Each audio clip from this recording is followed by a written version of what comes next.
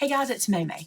Somebody posted a little rosette heart on our Facebook group called Maymay Made It, and so did I, on the front of a card. And you guys asked me if I could recreate that for you guys and show you how to do it. So I have done my best. Let me show you what we have done. This little guy needs a template.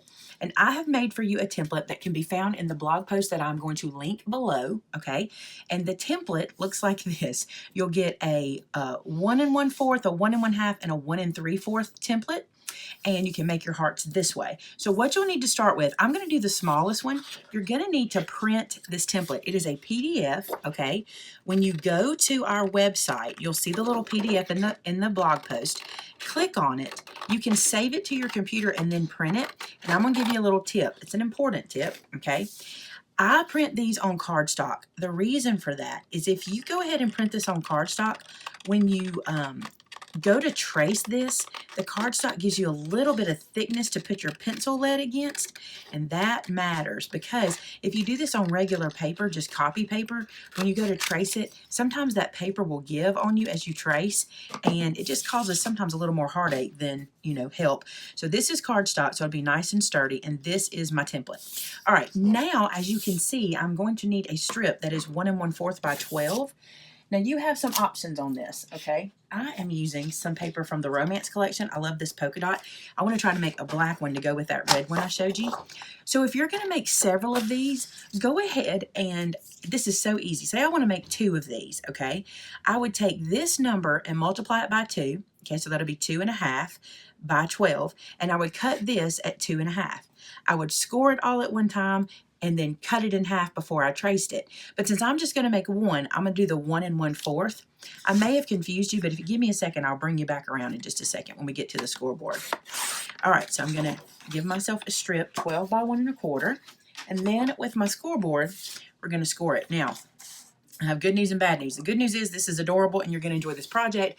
The bad news is we have to use 1/4 inch score marks. And if you know me, when I do rosettes, I like to do them in halves. So we have to do that this time. All right, with the 12-inch in, here's what you're going to do. You're going to score it every 1/8, not 1/8, 1/4 of an inch. Okay, so every quarter we're going to score. Now the reason I do not like doing this is because it makes it a little more fiddly when we go to fold it into its accordion style. However, the one that I saw was to be, the heart that I'm mimicking, was to be used on a card.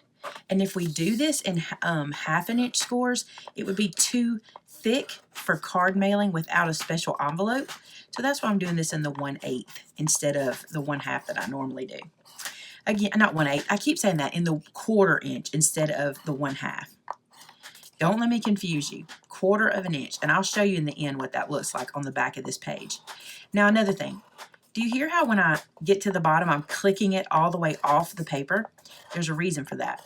If you get sloppy with the scoring and you kind of don't go all the way to the end, when you go to fold, it will mess you up. You want to make sure you score all the way down. I learned this the hard way, but when I got fast and sloppy, my score marks would get out of whack and then my folds would kind of not be straight and it was kind of a mess. All right, let me show you on the back. See that?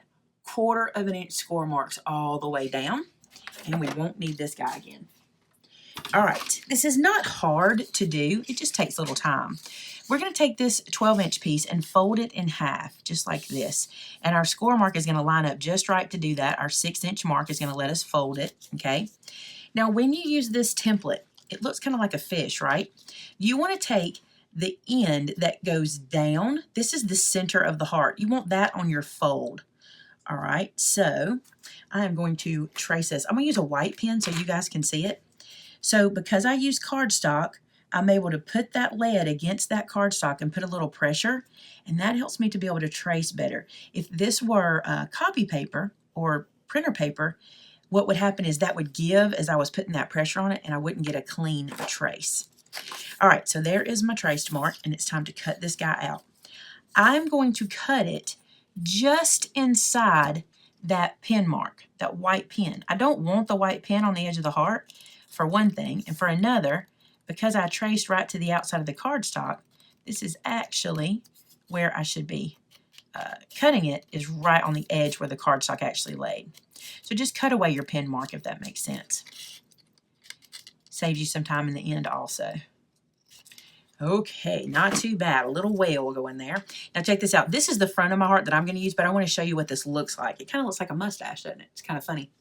All right, now for the fiddly part. Well, first let's do this. Because it can get fiddly, I'm going to go ahead and put my adhesive on one end, and I'm just using some of the skinny sticky tape, and I'm going to put it to one end inside of the first 1/4 inch score mark and just let that be there, okay? Now we're going to start folding. We're going to start with that piece and we're going to fold away from us. So we're going to fold that piece back. So your first piece goes back, and then you just accordion on top of each 1/8 inch piece. Now, it can get fiddly, I'm telling you. If you can hold it just right, if you can get it just right, you can do it like this where you're kind of doing 2 at a time. And that's not too awful bad because I'm just kind of pushing one back and pulling one forward as I go. But, I mean, it's not the worst thing in the world. It just gets a little fiddly. I have big fingers, so sometimes these little folds can get rough on me. All right, so we're at the center. So one side is all accordioned. Now let's do the other. Start here, push back. When you start, you want to go to the back and just accordion all the way down. Now, if you look online, by the way, even if you get on YouTube and you look up Rosette Hearts, a lot of people have made these videos and a lot of people have made templates for you. So if you need a different size or a different style than I'm doing, go check some of those out. Do a little search, because when I was searching, because I'd never even seen how one of these were made before, I thought, well, that's cool. There's all kinds of options for us out there depending on what we need. All right, I'm going to make sure my accordion is really good. Go back and squish that one. I did not squish that one very good. There we go. All right. The next thing we want to do before we make this a circle is we want to check our accordion folds and make sure they're all going correctly. Sometimes I can get kind of flat when I push my finger down as I'm working, but this looks good. All right, I'm going to come to this end, remove the protective backer here, just like so. And then we're going to pick up that other end that we turned down, and we're going to match these guys up. Just like that. So I'm just sticking those 2 end pieces together. Now in doing this, it kind of messes with our accordion again. See how it kind of flattens that out? Before you move on, go ahead and get your accordion back. So just work that out so that you have your accordion all the way around. See how the front kind of flattened out? There we go. Now, before I move on to the next step, I want to go ahead and fold this into its rosette shape. Now the thing is this, it's dainty at the top, okay? This little section up here is very dainty, so be careful when you're doing this part because you can tear that little section. We don't want to do that, but now it's all ready to go. All right, next step. I am using some scrap paper that I have been using for practice this morning, and I'm going to punch out a 1-inch circle, and I'm also going to punch out a little heart that I have. This is just in my stash, a little heart punch. And I think it's really cute to put this on the front, and I'll show you how I use that in a second. But I want to make sure I have it ready to go right here beside my work area. All right, before we glue this down, I'm going to put this guy back into its shape for a second. I'm going to take out my glue gun, put a dollop of glue in the middle of my 1-inch punch, a fairly good sized dollop. Don't go too crazy because you don't want to burn yourself. And then putting this guy kind of back together, I'm going to stick this in here like so and squish. And when you squish, what happens is that glue in the middle starts to come out. If you can see that, there's like a bubble that's coming up. That's good. We want that to happen. We're going to hold this for a second and let it kind of set. And then I'm going to take, once I feel like I can release a finger here or there without it popping loose, and I'm not there yet, then I'm going to take that little punched heart we did and put it right in the middle. Let me turn this facing me so I can look at it. Oh, I think I can do it now. All right, so I'm going to grab this little punched heart, put it right over that hot glue over the center there, press it into place, and that helps to hold this little guy together as well. Now I'm able to pick it up and hold it until it dries. Isn't that cute as it can be? I think they're precious. So this one was done with the 1/4 inch. All right, and what I'm going to do is I'm going to cut away. I'm going to make the other 2 exactly like this and then show you the other ones that you get. It's hard to see the shape. Let me put some white behind this so you can see it. This black is kind of bending in. Look how precious that little heart is. All right, let me go make the other 2 and we'll be right back. Go guys, all 3 of the sizes. This one is your smallest at 1 1/4. This one is 1.5, and this one is 1 3/4. I think they're adorable. I love the chubbiness of the heart. I think it's precious. So there you go. I hope you enjoyed this one, and I hope this helped to answer the question of how do you make a rosette heart. Super easy. Again, the PDF is free on our website, and when you get them, they'll look like this. I do want to mention something to you just in case you're interested in this. You see how my hearts go out so round like this?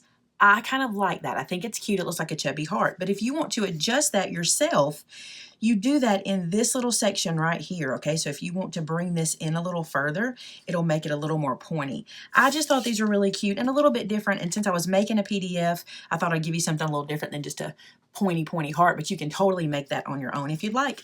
There you go, guys. I hope you enjoyed this one. And if you make them, you know I want to see them. So head over to my Facebook group called Maymay Made It, and so did I. Share with me what you do with your little rosette hearts. And you can also post on our customer gallery at maymaymadeit.com under the More tab, our customer gallery. And there's lots of inspiration for you guys there too. Thanks so much for watching today. I will see you again next time. Bye-bye.